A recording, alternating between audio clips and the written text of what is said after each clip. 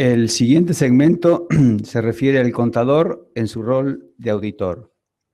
Los temas y expositores serán: Cristian Martín expondrá sobre el rol del auditor externo en la actualidad, desafíos y oportunidades.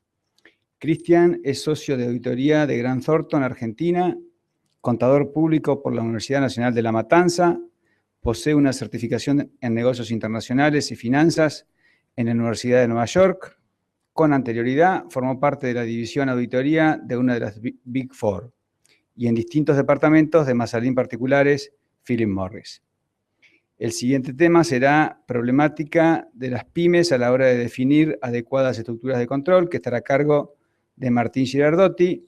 Martín es socio de Lisicki, Litwin y Asociados, presidente del Instituto de Auditores Internos de Argentina en el periodo 2013-2015, CEO de Resguarda, Servicio de Reporte de Irregularidades, vicepresidente de Inicia, Emprender para el Futuro, asociación civil que apoya a emprendedores, contador público UBA, tiene un MBA en la Universidad de El Salvador, de San Andrés, posgrado en Management Estratégico también en la Universidad de San Andrés, posee una especialización en normas internacionales de información financiera en la Universidad de Buenos Aires, un programa de especialización en finanzas en el IAE y certificación en Risk Management Assurance, CRMA.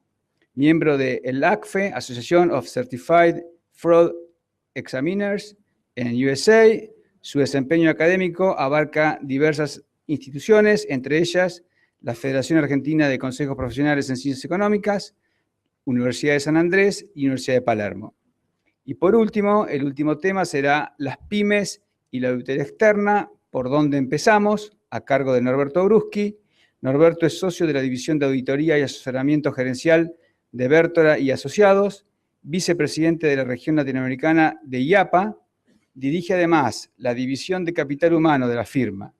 Contador público UBA, es profesor en la Universidad de Palermo de la Cátedra de Contabilidad en Contextos Internacionales. Damos paso a los expositores.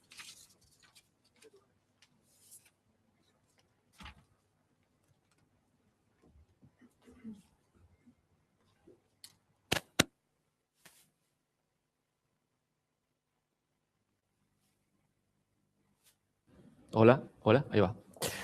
Bueno, te vamos a cambiar el orden. Vamos al revés. No importa, revés. me gusta empezar al revés. Bueno, ¿qué tal? Buenos días. Primero, gracias a la Universidad de Palermo por invitarme a participar en este evento. La idea es empezar a hablar, como dijimos, del rol del contador público como auditor. Y sabemos que el rol del auditor tiene dos facetas, la faceta interna y la faceta externa. Recién Geraldine nos estuvo comentando algo sobre la faceta interna. Quiero exponer más que nada ahora cómo preparar a una pyme para la faceta externa. ¿Por qué hablamos de faceta externa? Ustedes saben que Argentina es el único país del mundo que tiene obligación de presentar estados contables auditados, cualquiera sea el tamaño de la sociedad anónima, y hasta la sociedad responsable limitada que tiene un capital mayor a 10 millones de pesos. Con lo cual, para nosotros es una fuente muy importante de trabajo. Hay que aprovecharla. Y no solo sociedades anónimas, sociedad responsable limitada, podemos tener asociaciones civiles sin fines de lucro, ONG, o sea, tenemos un amplio espectro de entidades a las cuales podemos nosotros prestarle este servicio de auditoría externa. Y así como tenemos un gran espectro de entidades, también tenemos de tamaños grandes, empresas multinacionales, grandes corporaciones, como también empresas chicas, pymes. Las empresas grandes se entiende que ya tienen una administración adecuada, con gente capacitada. Nos podemos encontrar con una sorpresa, pero en general, obviamente, tienen estudios de auditoría medianos y grandes, con lo cual no lo vamos a exponer acá, porque bueno, no es el motivo de esta charla. La idea es apuntar a las pymes. Cuando hablamos de pymes, hace poquito salió la resolución del Ministerio de Producción que estamos hablando de empresas que, aquellas que son comerciales, facturen hasta 650 millones de pesos anuales, mientras que en la parte de industria anda alrededor de 550, si no mal recuerdo. Pymes que en general, empiezan siendo dos hermanos, son empresas familiares o dos amigos que tienen una idea, la quieren desarrollar y prende, y va. Lo que pasa es que, bueno, ven que tienen que vender, tienen que emitir factura, tienen que cobrar, manejar una cuenta corriente, necesitan pagar impuestos, el IVA, liquidar ingreso bruto. Entonces, bueno, necesita de alguien, ellos no están para eso. Y bueno, llaman a un contador, generalmente un amigo, un conocido, que les empieza a bajo costo, para apoyar el proyecto, a trabajar con ellos. Todo muy bien, hasta que la empresa empieza a crecer, funciona bien, necesitan personal, tienen más actividad, más movimiento. Entonces, ahí es donde nosotros, como contadores, podemos asesorarlos. Primero, convenciendo a esos dueños, que será seguramente el primer directorio de la compañía, a que se dejen ayudar y a convencerlos que para crecer hay que crecer en forma ordenada. Para crecer en forma ordenada hay que poner las personas adecuadas en los puestos adecuados. Generalmente uno tiende, si tiene una pyme y mi hijo así sigue mi legado, y lo pongo, no sé, en administración para quien conozca la compañía. Y el pibe quiere tocar el violín, le encanta el violín y quiere ser concertista. Y lo ponen a analizar cuentas contables. Dura poco. No, es raro que tenga éxito eso. A la gente hay que dejarle hacer lo que quiere hacer. Para eso hay que tomar y seleccionar la gente adecuada, sea en la administración, sea en producción, en comercialización. No es que los familiares no puedan seguir en la compañía, pueden ser accionistas, pero no tienen por qué estar en la diaria. Entonces, el contador puede asesorar a esos visionarios iniciales a que tomen la gente adecuada. Pero con la gente adecuada, que es muy importante, no solo eso sirve, hay que planificar, hay que proyectar. Entonces, hay que explicarles que pueden hacer un plan estratégico, un plan operativo, que sepan o que estimen cuánto quieren vender, para eso cuánto necesitan comprar, qué flujo de fondos van a mover, cuándo tienen un bache financiero y tienen que ir a pedir plata prestada, para lo cual, para pedir plata prestada, ¿qué van a necesitar? Un balance auditado. Entonces, el contador lo ayuda a hacer el plan, lo ayuda a hacer el cash flow. Bien. Ahora, ¿sobre qué base? Van a necesitar un sistema contable. Un ERP que los ayude a tener buenos números. Obviamente uno puede tener un buen sistema contable, pero si lo que le metes basura, va a salir basura. Necesita que la información sea buena. Para que la información sea buena, van a necesitar unos buenos circuitos administrativos que el contador le puede asesorar y lo puede ayudar a que así lo haga, con la documentación correspondiente y la gente correspondiente.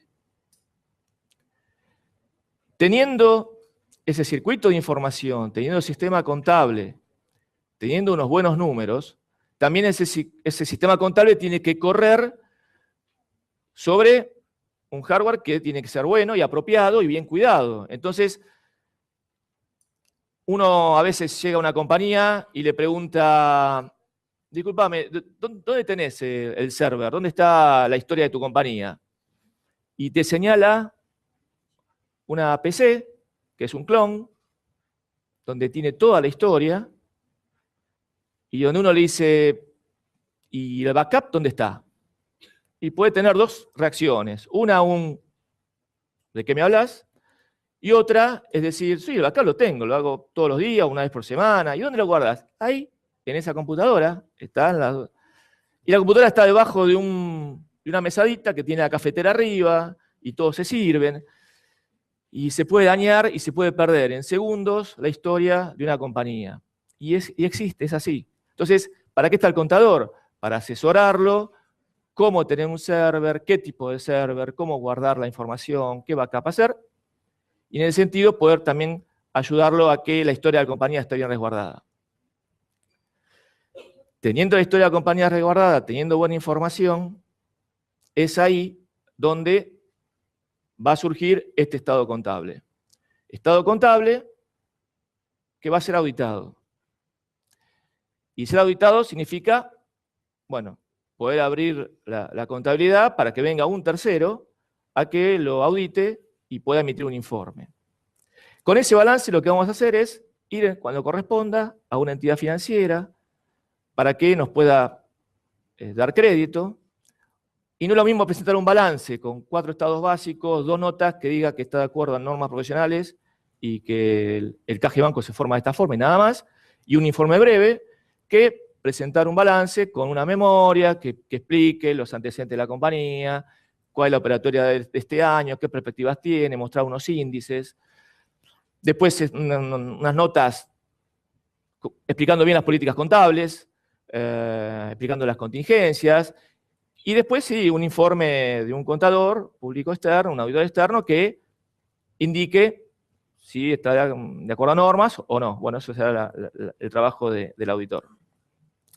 Con lo cual, con esa carta de presentación, uno puede ir a terceros, puede ir a un banco, puede ir a CNB. Bueno, muchas empresas están saliendo a financiarse con obligaciones negociables a la bolsa. Vas a necesitar un ritmo de 3 meses, balance trimestrales para poder presentar en la bolsa. Y todo eso, ¿cómo se arma? Con el apoyo del contador. El contador, en todo lo que estoy hablando, puede ayudar, puede colaborar y puede hacer que la compañía vaya creciendo y vaya trabajando como corresponde, en forma ordenada, y la gente o visionarios puedan ver lo que ellos querían ver en forma real. Para esto que dijimos que se necesitaban 2 cosas, la parte interna, los controles internos, y los controles externos del auditor externo. Por eso ahora, para hablar de la parte interna, lo dejo a Martín que él siga con ese tema. Bueno, a ver, vamos a aprender primero. Somos 2, Martín. Cristian Martín y Martín. ¿Qué Martín se da? ¿Se escucha ahí? Creo que no. No, me parece. No. Ahí va. Sí, ahora sí. Soy yo. Es Martín. Bueno, primer término quiero agradecer a la universidad la invitación y los felicito por el evento. Cada año se ve más gente, una organización excelente, así que muchísimas gracias por esta invitación y los felicito por todo lo que están y cómo lo organizan. Bueno, el tema que toca es este tema que es las pymes y las estructuras de control. Tenemos un problema para arrancar con lo que es la pequeña y mediana empresa. Tengan presente que la pequeña y mediana empresa en Argentina genera casi 90%, o sea, buena parte del empleo, mueve mucho la economía. Y por otro lado, tengamos presente que en Argentina tenemos un 40% de economía informal. Eso que implica que casi la mitad de un PBI se mueve en la sombra. No por nada el tema del blanqueo y los temas que hoy se están viendo. ¿Qué pasa cuando uno habla de pequeñas y medianas empresas y estructuras de control?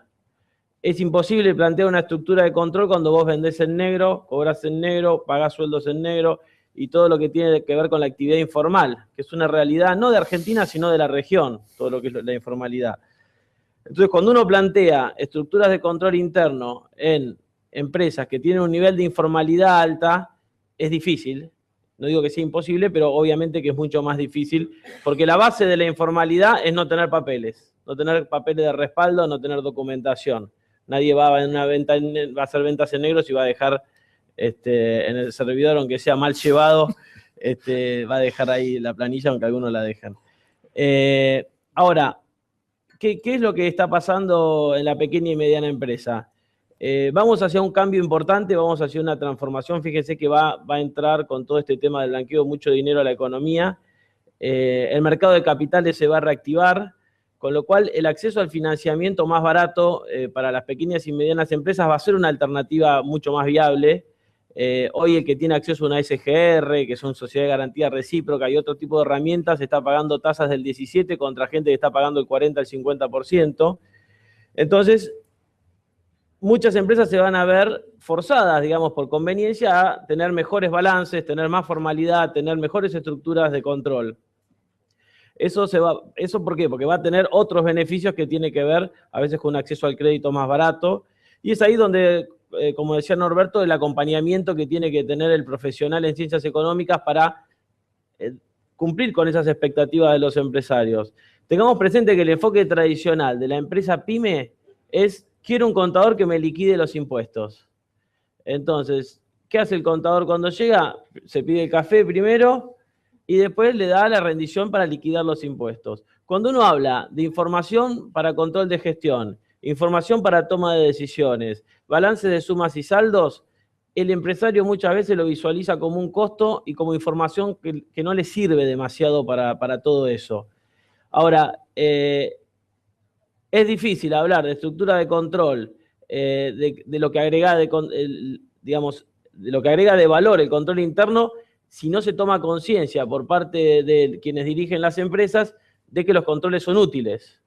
Entonces, tenemos un problema grave en toda la región, que los empresarios se guían por la confianza y no por los procesos. Digamos, la confianza en la gente es algo básico para trabajar, pero uno tiene que tener confianza en los controles internos y en los sistemas que uno implementa, además de tener confianza en la gente. Fíjense que las empresas pequeñas y medianas en todo el mundo son las que sufren más irregularidades que las empresas grandes. ¿Y por qué? Porque no podemos dividir funciones, porque tenemos problemas presupuestarios, porque no se han implementado también en nuestra región las mejores prácticas. Cada uno trabaja y hace las cosas como cree que sabe. Muchas veces los profesionales que los asistimos no sabemos de control interno, pero creemos que sabemos. Entonces tampoco hay una adecuada formación de los profesionales que tienen que ayudar. ¿Y cómo se aprende? ¿Cómo aprende el empresario? Y termina aprendiendo de la experiencia propia, que es la más cara. ¿Por qué te cuesta plata? Entonces, cuando pone la mano en el bolsillo y tiene que pagar por un fraude, por una irregularidad, recién ahí empieza, primero le echa la culpa al contador muchas veces: che, no me avisaste, que esto. Pero después empieza a tomar ciertos controles y a hacer ciertas políticas de control. Entonces, tomando esa toma de conciencia que viene y que va a venir y que va a ser necesaria también para las empresas que quieran estar en la formalidad y captar fondos más baratos, captar inversión, hasta poder vender las empresas, toda esa economía informal va a tender a reducirse y todo lo que es controles internos y eficiencia administrativa va a tender a ver cada vez más. ¿Por qué? Porque eso le agrega valor a la empresa y, por ejemplo, no vale lo mismo una empresa que querés vender, pyme, si tenés una adecuada estructura administrativa y bien organizada, de que si no tiene una estructura de control medianamente adecuada. Hemos visto millones de transacciones que se caen porque, por lo que es la economía informal, porque es la falta de controles internos. Y después, bueno, cuando nos metemos dentro de la organización y decimos, bueno, ¿cómo puedo mejorar? Para ir a puntos concretos, si ustedes me dicen, ¿cómo podemos mejorar el ambiente de control? ¿Cómo podemos mejorar los circuitos? ¿Cómo podemos mejorar el sistema de control interno de una pyme? Primer punto es, para que un dueño de una pyme tome conciencia de lo que es el sistema de control interno y de la importancia, lo tiene que relacionar con la plata. Si uno pone una descripción de un problema diciendo no hay separación de funciones, acá puede haber tal o tal situación, lo agarra así y posiblemente lo mande como para apoyar la copa o algún asado o alguna cosa que sea así. No leen los informes, hoy la gente no quiere leer, si no le damos una importancia o le damos una trascendencia al tema. Entonces, fundamental es vincular lo económico y el interés del empresario pyme con nuestra labor. ¿Cómo haces eso? Y le mostrás la plata que pasa por un circuito. Ejemplo, vamos a lo que es el circuito de ventas e ingresos. Una pyme puede estar facturando 40, 50, 80 millones de pesos que pasan por el circuito de ventas, créditos, ingresos y tesorería sin controles mínimos. Y esa persona que está en tesorería, por ejemplo, está cobrando un sueldo de 15, 20 mil pesos, pero está administrando 40, 60 millones de pesos por año, sin controles. Entonces, imagínense además si no le aumentaste el sueldo por la inflación, porque la empresa no anda bien. Ustedes saben que en lo que es fraude y corrupción, la gente todo el tiempo se autojustifica. O sea, hay poca gente que esté presa por corrupción o que esté imputada. En Argentina hay poca gente presa por corrupción, pero que esté imputada por corrupción que se crea realmente culpable. ¿Por qué? Porque la gente se justifica.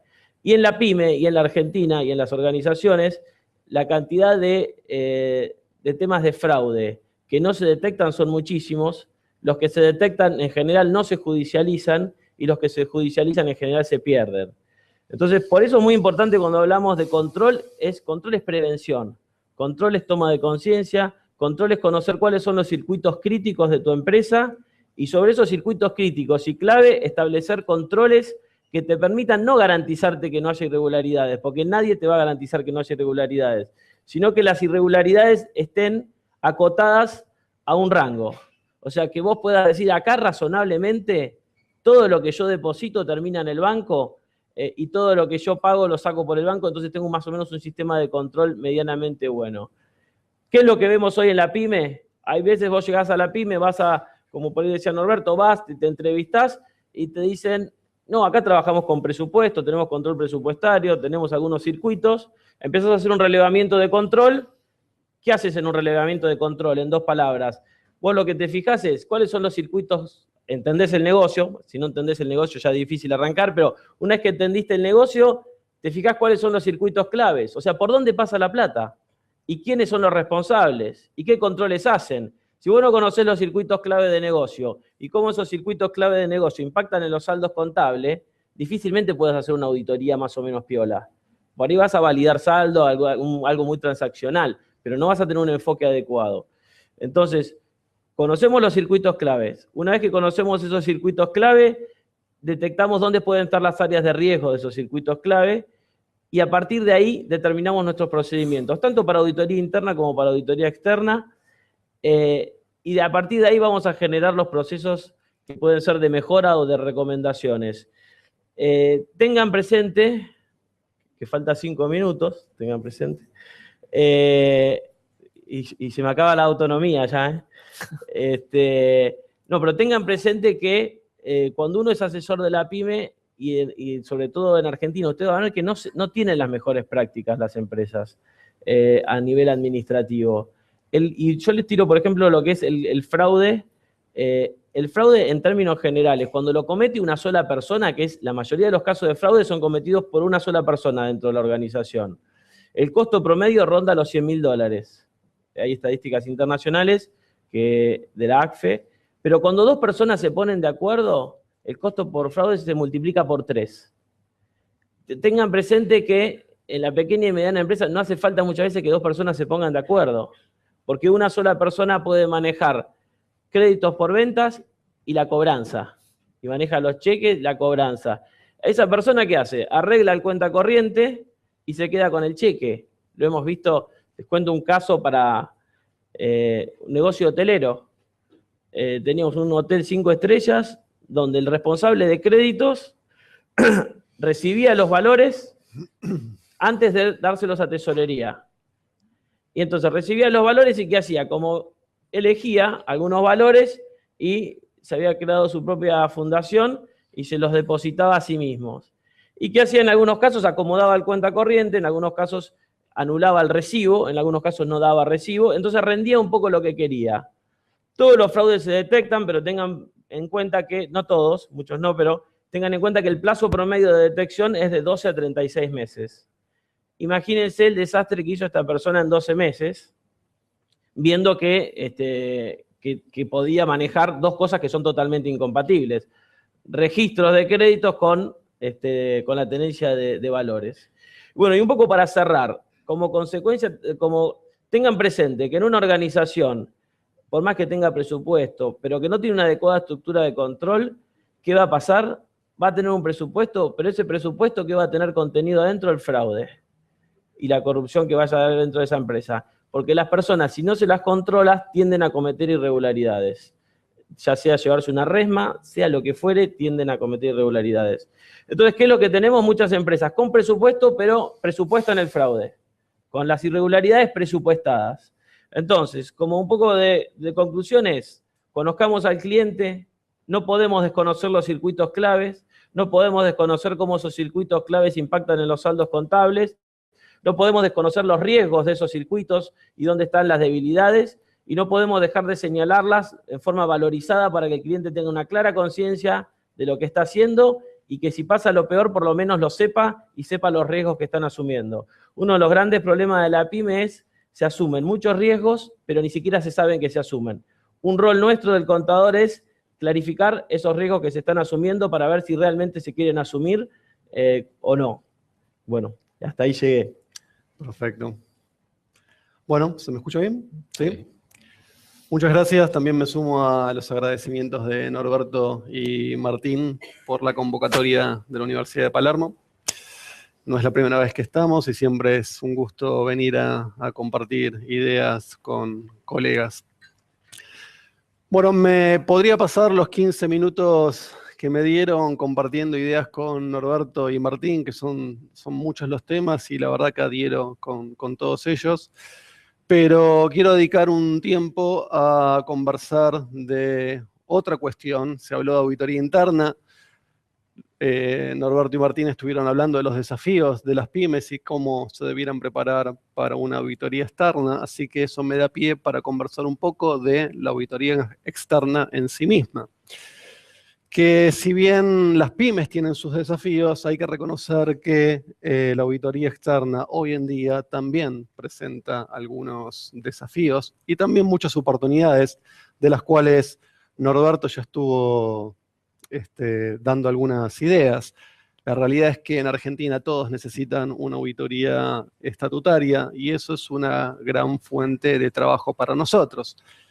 Pasa que esa cuestión también tiene algunas aristas, que es que cualquier contador recibido de una universidad con el título de contador podría hacer una auditoría externa y firmar un informe de auditoría, independientemente de que un contador pueda hacer 10 procedimientos de auditoría y una firma de auditoría más grande quizás quiera hacer 150 procedimientos de auditoría. Los dos informes están bien, sin hacer un juicio de valor de cualquiera de las auditorías, pero entiendo que hacia adelante, y estoy participando en algunas reuniones en el Consejo, eso tiende a cambiar, ¿sí? Los controles de calidad sobre los auditores, sobre los contadores que hacen auditorías externas, van a ser más rigurosos. Es decir, que las auditorías en calidad debieran tender a parecerse hacia el futuro. Pero no es de eso de lo que quiero hablar. Históricamente el negocio de auditoría, de consultoría en sí, como cualquier otro negocio de servicios, tiene dos drivers, dos variables que son los clientes y los recursos humanos. Los clientes porque son los que nos dan de comer y los recursos humanos porque son los que usamos para prestar nuestros servicios de auditoría. Y en el medio tenemos las regulaciones y los requerimientos que tenemos los auditores externos, es decir, todavía tenemos que brindar una opinión que hable sobre la razonabilidad de los estados financieros de nuestros clientes y todavía más, nos tenemos que mantener rentables, no dejamos de ser un negocio y tenemos que prestar un servicio de forma eficiente. Cuando repasaba los desafíos que tiene hoy el servicio de auditoría, me fui dando cuenta de que muchos desafíos terminan siendo en común también con nuestros clientes y con quienes son los usuarios de nuestros estados financieros. Uno de ellos, y probablemente uno de los más importantes, son los recursos humanos.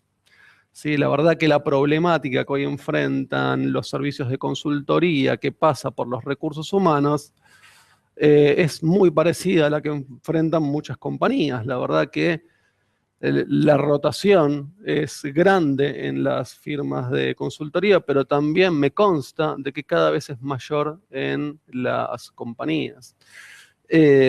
Después está el tema de los costos, ¿sí? Los costos de un servicio de auditoría. Sin duda es algo que nos preocupa a nosotros a la hora de presentar una propuesta, pero también le preocupa a nuestros clientes porque quieren recibir un buen servicio al menor costo posible, y es lógico que así sea. Y por el otro lado también están los requerimientos, ¿sí? Cada vez son más los requerimientos que tenemos los auditores. Eso significa más horas de trabajo y para nuestros clientes son más horas de trabajo que nos tienen que terminar pagando. Entonces, la realidad es que los desafíos terminan siendo bastante en común, son un común denominador para todos. Pero me voy a tomar un tiempo quizás adicional para hablar del que creería que hoy es el que más me quita el sueño, que son los recursos humanos.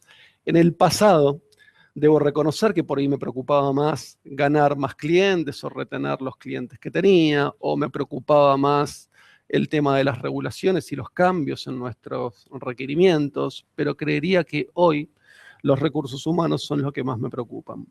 ¿Por qué? Porque son la gente que necesito para prestar el servicio a mis clientes. Y como pilar, diría que hay dos pilares que me preocupan de los recursos humanos. Uno es una palabra que me corre escalofrío cuando lo digo, que es la rotación, ¿sí? Gente que viene, pasa por los estudios y se va. Pero que es lo mismo que pasa hoy día también en muchas empresas. Y de eso me consta, porque las empresas muchas veces lo que hacen cuando tienen rotación o cuando alguien se les va o tienen que reducir costos y despedir algo de personal, recurren a sus firmas de auditoría para pedirle lo que se llama un loan staff, un préstamo.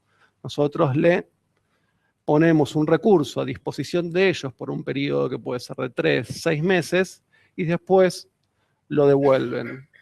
Y eso ayuda y es una fuente de trabajo, como decía Norberto, adicional para nosotros, pero eso pone en evidencia de que el problema de rotación no es solo nuestro, sino también de ellos.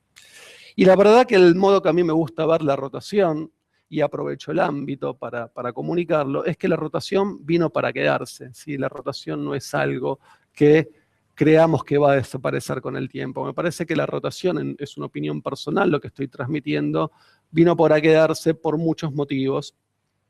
Y el desafío está en ayornarse, en ayornar el negocio a esa cuestión.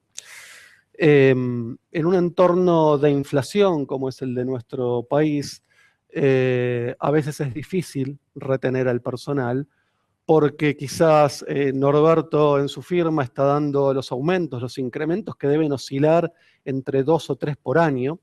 Debe estar dando los aumentos en un momento. Si yo lo doy 2 meses después en mi firma, tengo una ventana de tiempo donde estoy pagando menos que el mercado, ¿sí? O viceversa. Entonces, eso atenta a veces con la retención de los recursos. No es el factor principal, sino que es uno de ellos. Y me voy a tomar un ratito también para hablar de algo que no deja de ser importante y son las nuevas generaciones. Algunas están acá presentes, pero generalmente los que lideramos las firmas de auditoría y de consultoría estamos unas generaciones más adelante.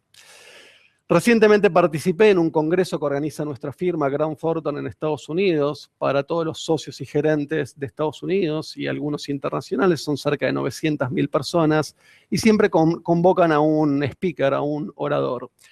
En este caso convocaron a una persona que se llama Jason Dorsey, que escribió un libro y que recomiendo, que habla de las generaciones. Dio muchos conceptos, ¿sí? Pero destaco uno que es muy importante. Y lo que dice es que aquellos líderes de organizaciones de servicios que estén focalizando sus esfuerzos en cambiar a las nuevas generaciones para hacerlas trabajar como lo haríamos nosotros, se van a frustrar en el intento, ¿sí? El esfuerzo debiera estar puesto en nosotros ayornarnos a las nuevas generaciones y reenfocar la administración del negocio para exprimir el potencial de esas nuevas generaciones, ¿sí? Y yo es un concepto que comparto. Y así como Martín compartió una experiencia, quiero compartir una yo. Hace muy poquito se sentó uno de mis gerentes y me comenta que en uno de sus clientes tuvo que tomar una medida que no le gustó, que es prohibirle al equipo de trabajo que estaba en el cliente el uso de sus celulares. Sí, estaban aparentemente constantemente revisando redes sociales. Y la verdad es que la medida no me gustó, y del modo que se la expliqué al gerente para que la levante, es que la tecnología vino para quedarse, ¿sí? Hoy los chicos son multitasking, ¿sí? Pueden estar chequeando una red social, escuchando música y trabajando al mismo tiempo. Me parece que las nuevas generaciones lo que necesitan es que les expliquemos las cosas y que entiendan el porqué. Sí, el modo que se los explicamos a nuestro equipo fue, mirá, te cuento, El cliente nos paga por horas de servicio, el cliente no nos paga para que nosotros estemos compartiendo contenidos o contestando cosas durante las horas de trabajo. ¿Sí? Son horas que me las están pagando para prestar un servicio. Busquemos momentos durante el día donde podamos hacer uso de la tecnología y participar en redes sociales, pero que no, ¿sí?, perjudiquen el trabajo. Entonces, me parece que el aprender a trabajar con las nuevas generaciones es un desafío importante que tenemos hoy en auditoría, porque gran parte de los chicos que trabajan con nosotros deben estar en los 25 años, más o menos.